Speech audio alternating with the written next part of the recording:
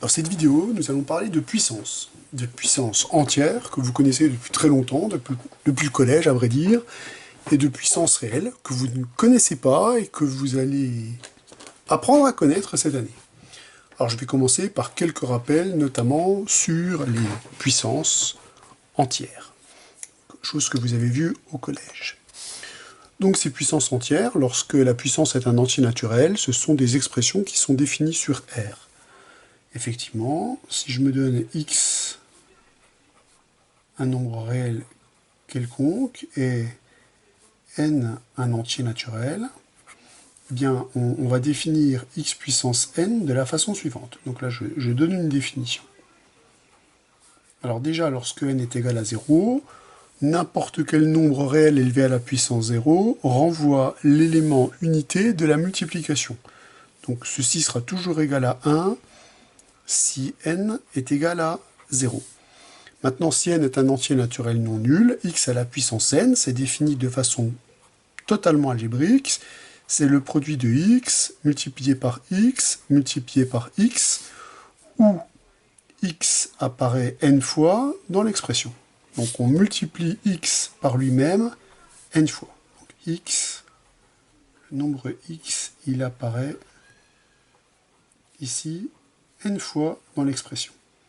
Donc vous notez bien que cette définition, elle est complètement algébrique, puisque la puissance entière est une multiplication, on multiplie le même nombre par lui-même un certain nombre de fois. Donc c'est une définition qui ne fait appel qu'à la multiplication. Alors, si je veux définir des puissances maintenant avec un entier naturel, avec un entier relatif qui va être strictement négatif, donc si je me donne x, un nombre réel, et n, un entier naturel, je voudrais être capable de définir ce que j'appelle x à la puissance moins n. Alors comme ceci va être l'inverse du terme précédent, il faut absolument que je prenne x différent de 0 pour donner un sens à ce que je fais. Alors pour que la définition ne soit pas redondante avec celle-ci, je vais supposer que n est également un entier naturel non nul. De fait, moins n va être un entier strictement négatif. Eh bien, ceci, par définition, cette définition va faire appel à quelque chose que j'ai défini ici. Ceci, c'est simplement le nombre 1 sur x, qui est bien défini lorsque x appartient à n étoiles, à la puissance n. Ou, si vous préférez, de manière totalement équivalente, le nombre 1 sur x à la puissance n. Les deux sont évidemment, ces deux expressions sont évidemment égales par opération sur les fractions. Donc voilà comment on définit une puissance entière quand la puissance est un entier naturel et quand la puissance est un entier relatif strictement négatif.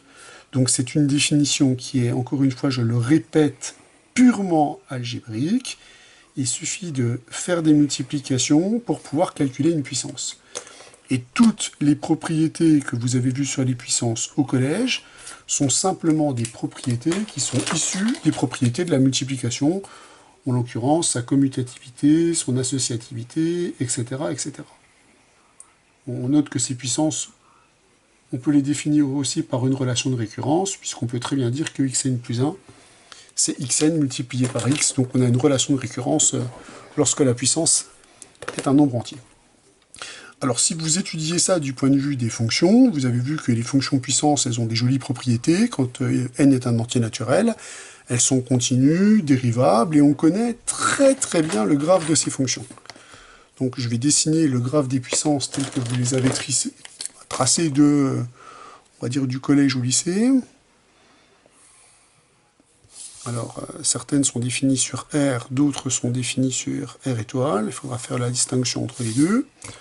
En tout cas, elles ont toutes un point commun, c'est qu'elles vont toutes passer par le point de coordonnées 1, 1.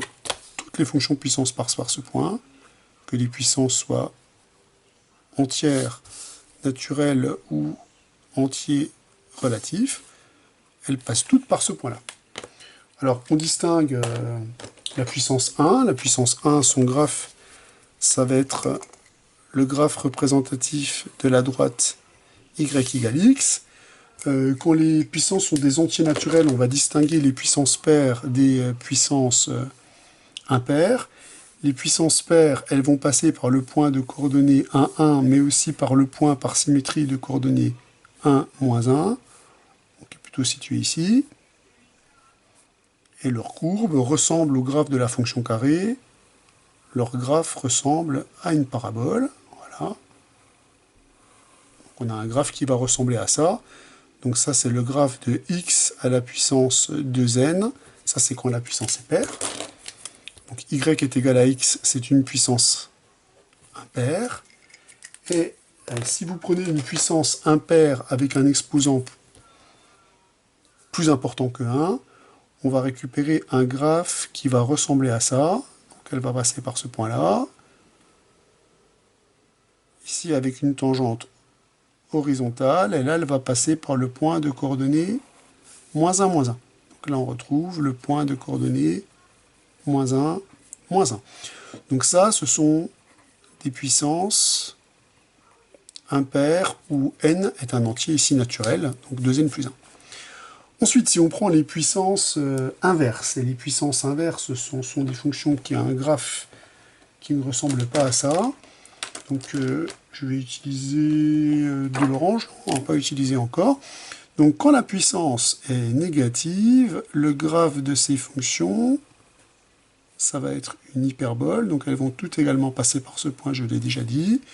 Donc ça, c'est le graphe de fonctions du type 1 sur x à la puissance n. Donc les fonctions associées, alors ça c'est quand la puissance est un nombre impair, donc ça va être des fonctions du type 1 sur x à la puissance 2n plus 1, elles vont passer par ce point-là également. Donc ça c'est le graphe des fonctions puissance inverse avec un dénominateur impair. Si le dénominateur est pair, on va avoir le même type de fonction, sauf que la branche qui est ici va se retrouver ici, puisque la fonction sera paire. Donc le graphe de la fonction sera symétrique par rapport à l'axe des ordonnées.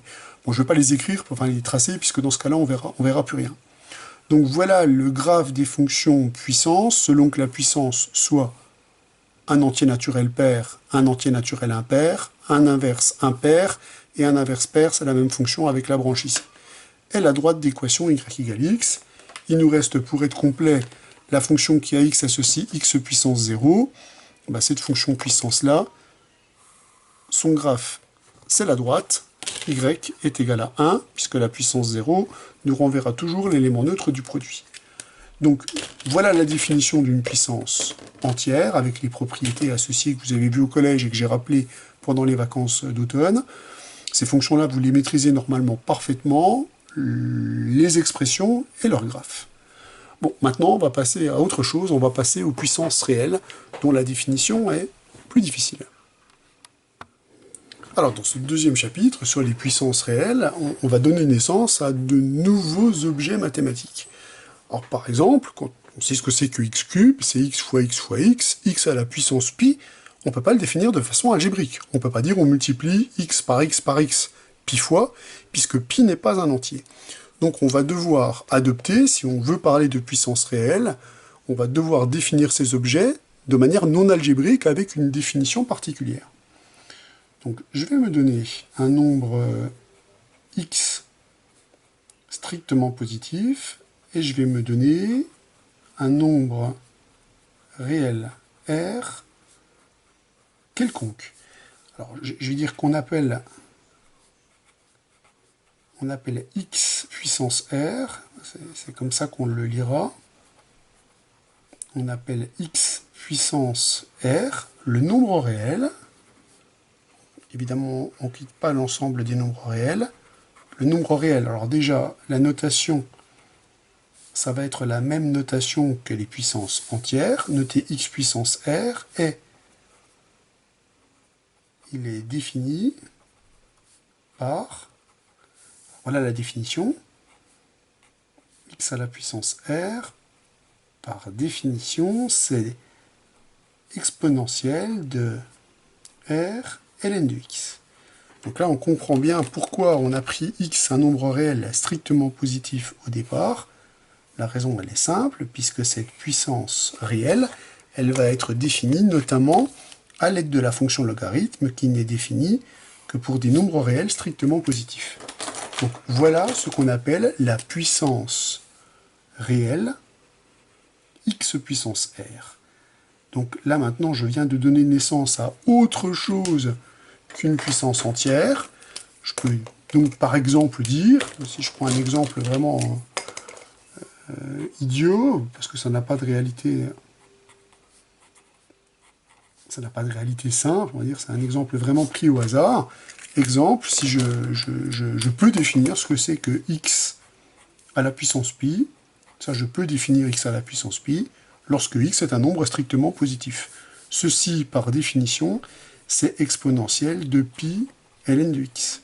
Donc évidemment, il ne faut pas penser qu'on a une définition algébrique, il faut bien faire la différence entre les puissances réelles et les puissances entières. Par définition, on a ceci, pour tout x strictement positif. Donc voilà une nouvelle manière de définir les puissances par l'intermédiaire justement des puissances réelles. Bon, alors, on va étudier maintenant ces expressions en termes de fonctions, c'est-à-dire que cette fonction puissance r, pour l'instant, je vais lui donner un nom, je vais l'appeler PR. Pour l'instant, cette fonction, elle est a priori définie sur r plus étoile, et à un nombre x, elle va donc associer. Donc PR de x, par définition, c'est x à la puissance r, qui est égal à, je l'ai écrit ici, exponentielle de r ln de x. Comme ici, on a affaire à une exponentielle réelle, on est déjà certain que cette fonction, elle sera elle aussi à valeur dans r plus étoile, puisque l'exponentielle d'un nombre réel est un nombre strictement positif. Moi, ce qui m'intéresse dans un premier temps, c'est d'étudier ces fonctions-là, leurs variations, est-ce qu'elles sont dérivables, est-ce qu'elles sont continues, tout ce qui nous intéresse quand on étudie une fonction. Alors déjà, on va commencer par la continuité. La fonction log est continue sur r plus étoile, la fonction exponentielle est continue sur r. Cette fonction-là est donc continue sur r plus étoile, simplement comme composée de fonctions continues. On peut déjà dire que la fonction PR est continue sur l'ensemble r plus étoile comme composée de fonctions continues. Le même raisonnement avec les fonctions dérivables fonctionne. La fonction log est dérivable sur r plus étoile et la fonction exponentielle est dérivable sur r. Donc la fonction PR, elle est a priori dérivable sur r plus étoile comme composée de fonctions dérivables sur r plus étoile. Et donc, je vais la dériver comme une composée. Donc je peux dire que pour tout x strictement positif, la dérivée de la fonction PR en x va donc être égale à la dérivée de l'application composée. Donc je commence par dériver l'exponentielle dont la dérivée est elle-même que j'applique en r ln de x. Et maintenant je dérive la fonction r ln de x. Là c'est la dérivée de la multiplication d'une fonction par un scalaire. C'est donc r multiplié par la dérivée de log. C'est donc r sur x. Voilà ce qu'on récupère ici pour notre dérivée. Alors, il se trouve que, comme ce nombre est strictement positif et que x est strictement positif, le signe de la dérivée dépend du signe de r.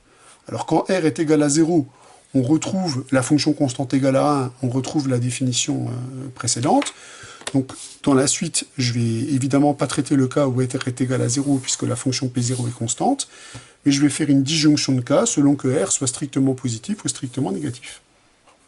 Donc si r est strictement positif, eh bien dans ce cas-là, la dérivée elle est strictement positive, puisque c'est un produit de termes strictement positifs. On récupère donc que la fonction PR est strictement croissante sur r plus étoile. Strictement croissante sur r plus étoile. Voilà déjà un premier point.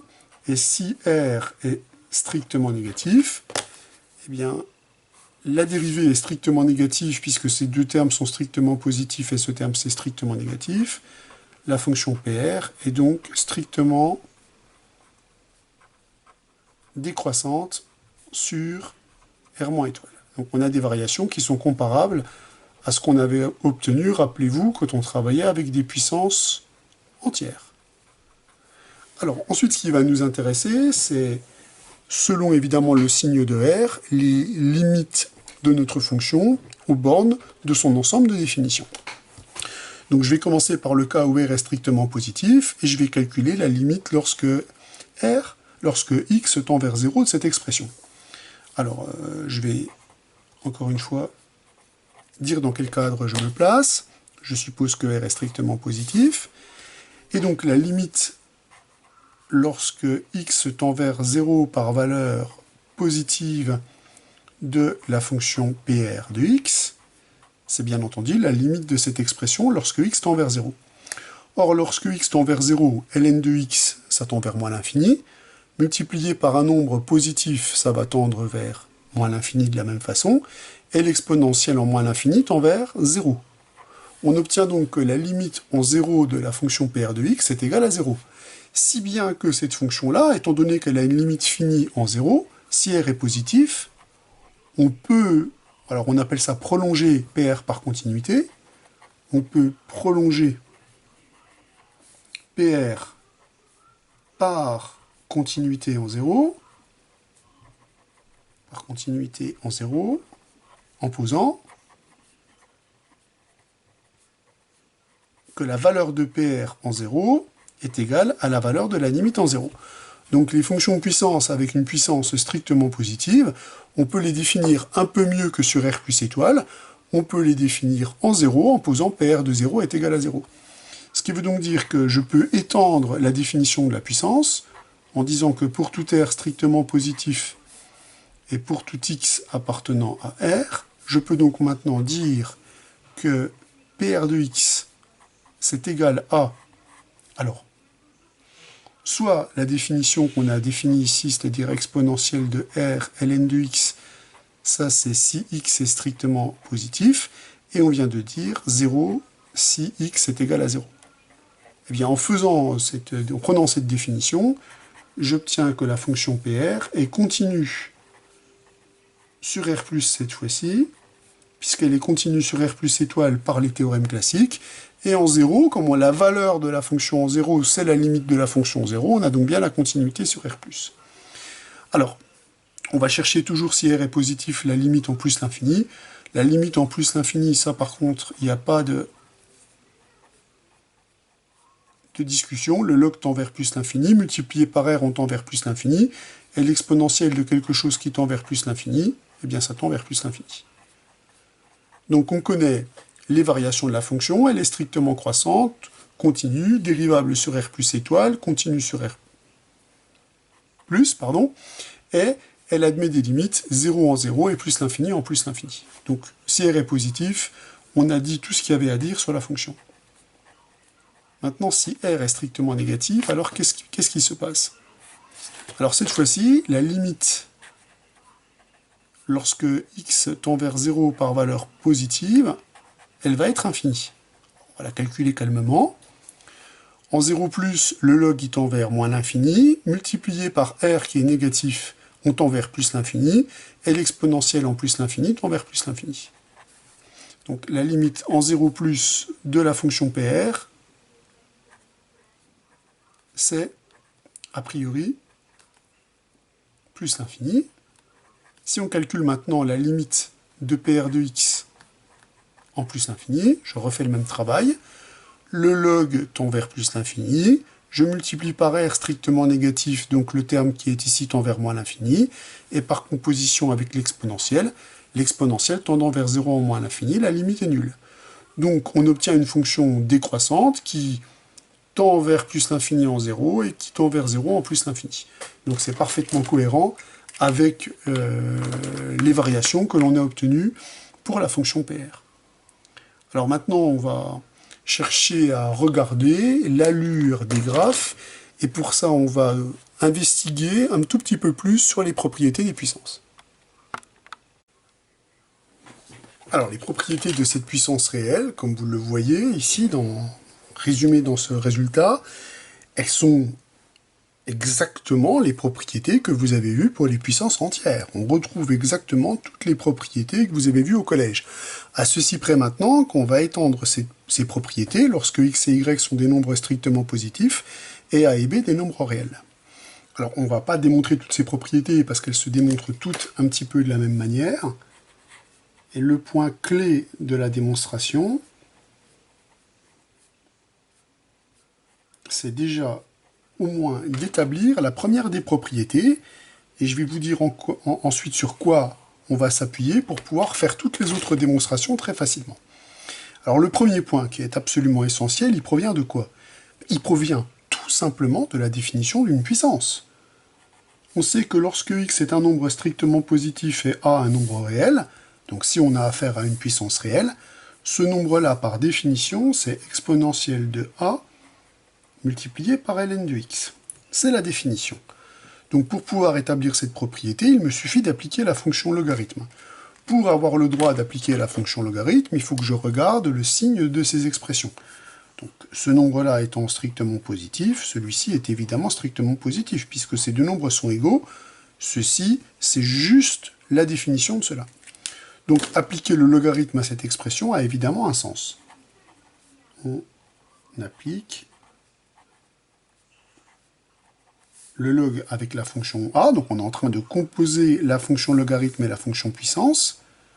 Quand je compose la fonction logarithme avec la fonction puissance, j'applique le log à cette exponentielle. Comme log et exponentielle sont réciproques l'une de l'autre, on récupère que le log de x à la puissance a, c'est bien a ln de x. Alors, cette égalité-là, elle est évidemment très importante, parce que c'est sur cette égalité que je vais m'appuyer dans toute la suite. Et je vais m'atteler à faire des raisonnements par équivalence. Ce qu'il faut retenir de cette propriété, c'est que pour faire tomber une puissance, il suffit d'appliquer la fonction logarithme. Ce qui est encore une fois totalement cohérent avec les propriétés de la fonction logarithme.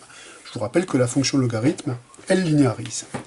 Donc pour démontrer ces propriétés-là, l'outil de base pour toutes les démontrer, d'ailleurs je ne vais pas toutes les faire, je vais juste présenter l'outil, en faire une proprement, et puis les autres je vous les laisserai. L'outil de base, c'est simplement quoi? C'est simplement, encore une fois, l'injectivité de la fonction logarithme. C'est-à-dire que si grand A et grand B sont des nombres strictement positifs, l'égalité A égale B, elle est équivalente à l'égalité ln de A est égale à ln de B. Ceci, c'est évidemment valable pour tout A et B, des nombres réels strictement positifs. Et cette équivalence, elle provient de quelle propriété? Elle provient simplement de l'injectivité de la fonction logarithme. On avait identifié l'injectivité comme une condition suffisante pour conserver des égalités. Alors si par exemple on devait montrer, alors je ne sais pas, par exemple on va essayer de faire la propriété 2 qui est ici, si on devait montrer cette propriété-là. Eh bien, je vais procéder à la démonstration de cette égalité, simplement en raisonnant par équivalence. Donc, ce que je veux démontrer, ce que je cherche, c'est quelle est la valeur de vérité de cette égalité. Pour cela, je vais raisonner par équivalence, en cherchant des égalités équivalentes à celle-ci, jusqu'à obtenir une égalité qui, sans l'ombre d'un doute, sera vraie. Alors mon idée évidemment c'est de faire tomber des puissances et donc d'appliquer la fonction logarithme. Pour pouvoir appliquer la fonction logarithme, il faut avoir la garantie que ces termes sont strictement positifs, mais des puissances réelles sont par définition strictement positives, puisque les puissances réelles sont des exponentielles. Donc on a parfaitement le droit d'appliquer la fonction logarithme, dont le premier terme va faire tomber la puissance, on va récupérer a ln de xy, et dans le deuxième terme, je vais pouvoir utiliser le fait que le log d'un produit, c'est la somme des logs. Donc ceci, c'est ln de x à la puissance a, plus ln de y à la puissance a. Le log, il linéarise. Ici, j'applique une propriété du logarithme, il linéarise, donc le log du produit, c'est la somme des logarithmes. Je récupère que cette expression est égale à a ln de x plus a ln de y. Et là, grâce à cette propriété, comme le log il fait tomber la puissance, on récupère a ln de x, et pour l'autre, on récupère a ln de y. Bon, les deux membres, le membre de droite et le membre de gauche de cette égalité, ce sont les mêmes. Donc il n'y a aucun doute sur le fait que cette relation-là est par conséquent vraie. Donc comme ces deux égalités sont équivalentes, on récupère donc bien que cette relation est bien valable pour tout xy strictement positif et pour tout un nombre réel. Alors vous pouvez toutes les passer en revue. L'application du log me garantit de conserver les égalités et transformer des égalités en égalités équivalentes. Et faisant tomber les puissances, on n'a plus qu'à appliquer les propriétés du log pour obtenir les propriétés associées.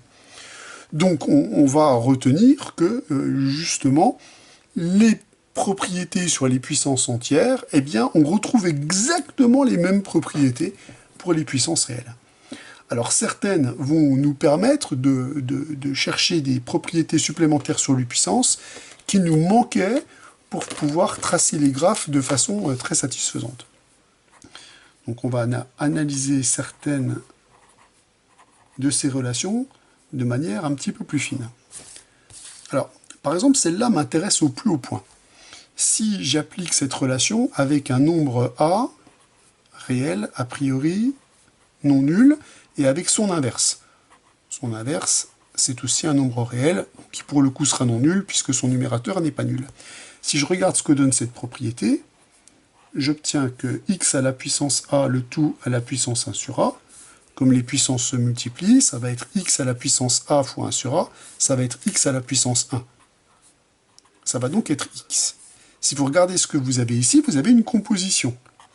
Vous avez la puissance 1 sur a, composée avec la puissance a, appliquée à x, qui est égal à x. Évidemment, toutes ces relations-là sont vraies, quel que soit x, strictement positif. Vous pouvez noter qu'on peut faire jouer à a le rôle de 1 sur a, et à 1 sur a le rôle de a. Si j'empile les puissances dans l'autre sens, je vais récupérer que x à la puissance 1 sur a, le tout à la puissance a. Quand les puissances s'empilent, elles se multiplient, ça me donne encore x. Ça permet de dire que PA rond P1 sur A de x est égal à x. Ce qui, autrement dit, prouve que PA rond P1 sur A est égal à P1 sur A rond PA est égal à l'identité de R plus étoile. Qu'est-ce qu'on vient de démontrer par ce biais? On vient de trouver une fonction qui, composée à droite et à gauche, renvoie l'identité. On vient donc de démontrer que la fonction qui est ici, la fonction puissance A, cette fonction-là est donc une fonction qui est bijective. Donc là, on utilise l'un des théorèmes qui nous permettent de caractériser les applications bijectives. Donc cette application est bijective.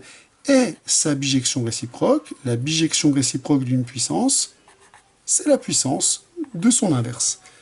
Donc on vient de démontrer que la bijection réciproque d'une fonction puissance est une puissance, ce qui a un intérêt particulier, je vous rappelle, que le graphe de fonctions qui sont inverses l'une de l'autre, au sens de la bijectivité bien sûr, ils ont un graphe qui est symétrique par rapport à la droite d'équation y égale x.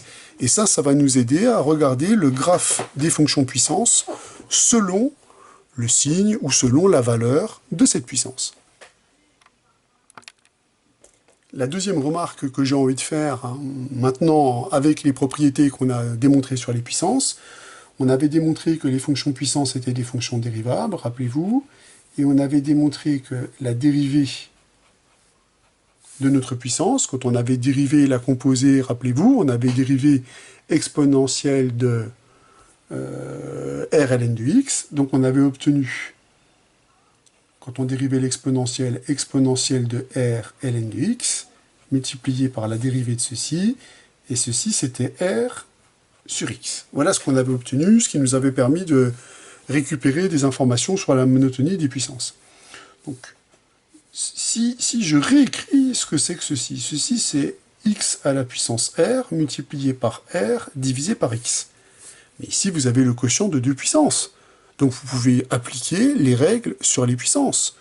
les mêmes règles qu'on a l'habitude d'appliquer. C'est-à-dire x à la puissance r sur x à la puissance 1, c'est x à la puissance r-1. Effectivement, ici je peux écrire que c'est r multiplié par x à la puissance r multiplié par x à la puissance moins 1.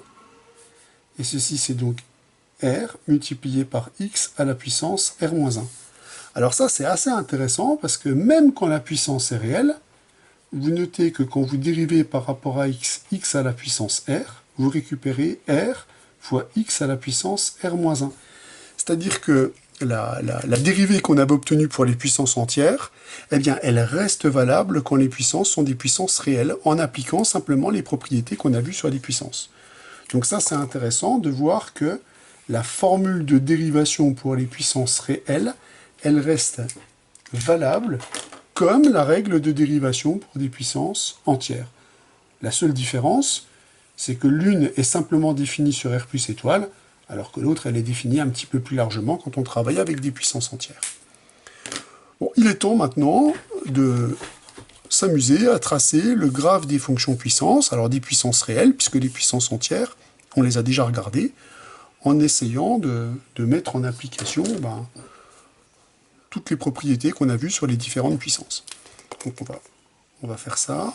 Ça, c'est quelque chose qu'il faut absolument savoir faire, hein. Les fonctions puissance, on va les retrouver partout.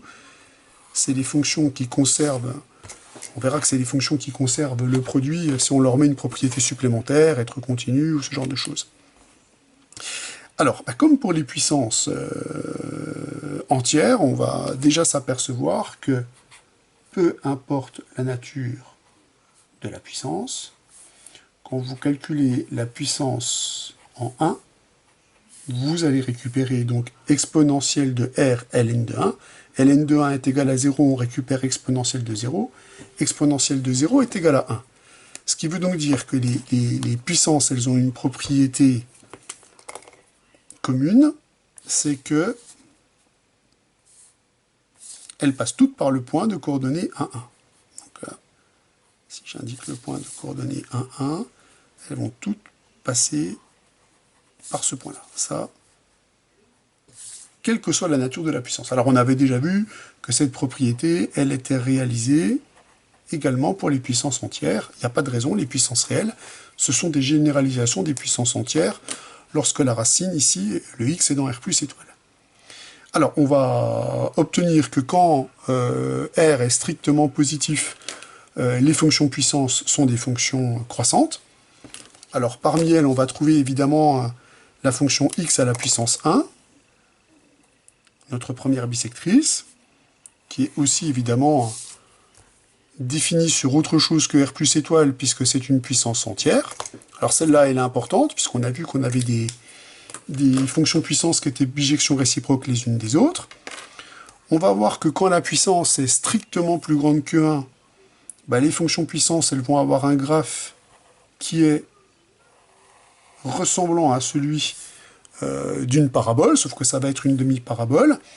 On s'aperçoit d'ailleurs que quand R est plus grand que 1, la valeur de la dérivée en 0 est égale à 0, c'est-à-dire que lorsque la puissance ici est égale à 1, est strictement plus grand que 1, pardon, on va récupérer que la tangente en 0, elle va être horizontale, tout simplement parce que si R est plus grand que 1, si on évalue cette expression en 0, on obtient 0, de par le prolongement qu'on a fait par continuité. Les fonctions puissance, quand la puissance est strictement positive, en 0, elles prennent la valeur 0. Donc on a des fonctions, quand R est plus grand que 1, qui ressemblent à des paraboles.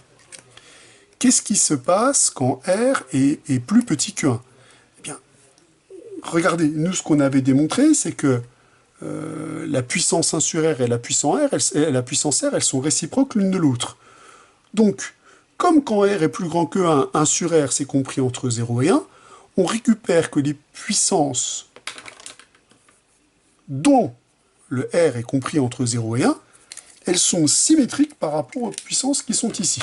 Donc le graphe des fonctions puissance avec R compris entre 0 et 1, ça va être des graphes qui sont symétriques à ceux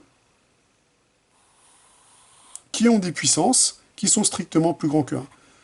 Donc ça, je vais dire que c'est x à la puissance a, Et je vais préciser ici que A est un nombre réel compris entre 0 et 1. Ces graphes-là sont des graphes réciproques des puissances dont la puissance est strictement plus grande que 1. Alors il se trouve que quand A est compris entre 0 et 1, la puissance ici est négative, et donc la fonction tend vers plus l'infini quand x tend vers 0, ce qui explique pourquoi dans ce cas-là, on a une tangente verticale et on obtient des fonctions qui ne sont pas dérivables en 0. Ça, on peut le justifier. Parmi elles, on va trouver par exemple la fonction racine carrée. La fonction puissance 1/2, c'est la réciproque de la fonction carrée sur r plus étoile, et on sait bien qu'elle a une tangente verticale à l'origine. Donc là, on a déjà les premières gammes de puissance. Alors là, on a quasiment tout le cas de toutes les puissances qui sont positives. Il ne nous manque plus que ce qui se passe quand la puissance est égale à 0. Quand la puissance est égale à 0, on obtient la fonction constante égale à 1. Donc ça, c'est y est égal à x à la puissance 0. Alors, qu'est-ce qu'il se passe maintenant quand la puissance est négative? Eh bien, quand la puissance est négative, on obtient une fonction qui tend vers plus l'infini en 0 et qui est strictement décroissante sur r plus étoile. Donc là, elle va passer par le point 1, 1, comme toutes les fonctions puissance, et en plus l'infini, elle tend vers 0. Donc ça, c'est les puissances x à la puissance, je vais dire alpha, où alpha est un nombre qui est strictement plus petit que 0. Donc là, on voit que le graphe des fonctions puissance a une allure différente selon que la puissance soit plus grande que 1, soit égale à 1, soit comprise entre 0 et 1, soit égale à 0, ou soit strictement plus petit que 0. Quand la puissance est réelle, méfiez-vous, quand ce n'est pas une puissance entière, votre fonction elle est définie que sur r plus étoile, ou elle est éventuellement prolongeable par continuité en 0. On retrouve ça dans le cas où la puissance est strictement positive. Donc voilà le graphe des différentes puissances. Alors, une autre remarque qu'on peut faire face à ce graphe-là. Très souvent, vous avez tendance à imaginer que plus la puissance est grande, plus le nombre est grand.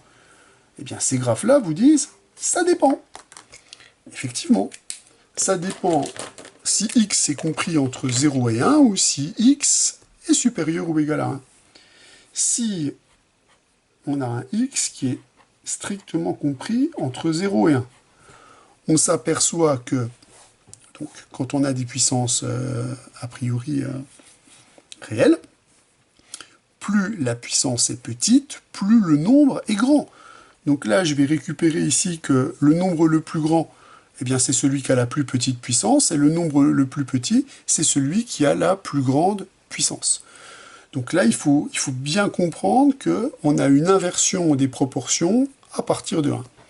Donc là, je vais récupérer que, quelle que soit la puissance A et B, si A est inférieur ou égal à B, entre 0 et 1, alors x à la puissance A sera supérieur ou égal à x à la puissance B.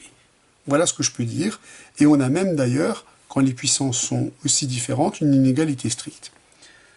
Par contre, si x est strictement plus grand que 1, alors j'affirme que, quel que soit A et B, si A est plus petit que B, alors x à la puissance B sera supérieur ou égal à x à la puissance A. Quand on est après 1, plus la puissance est grande, plus le nombre qu'on récupère, il est gros. Donc il faut bien avoir en tête que selon l'intervalle sur lequel on travaille, plus grand que 1 ou compris entre 0 et 1, eh bien on a une inversion de proportion. Alors il faut essayer de vous souvenir du comportement des suites géométriques, effectivement, et ça peut vous aider justement à bien voir qu'il y a une inversion de proportion entre les deux. Donc voilà le graphe de toutes les fonctions de puissance selon la nature de leur exposant. Ayez-les bien en tête et soyez capable de les récupérer assez rapidement.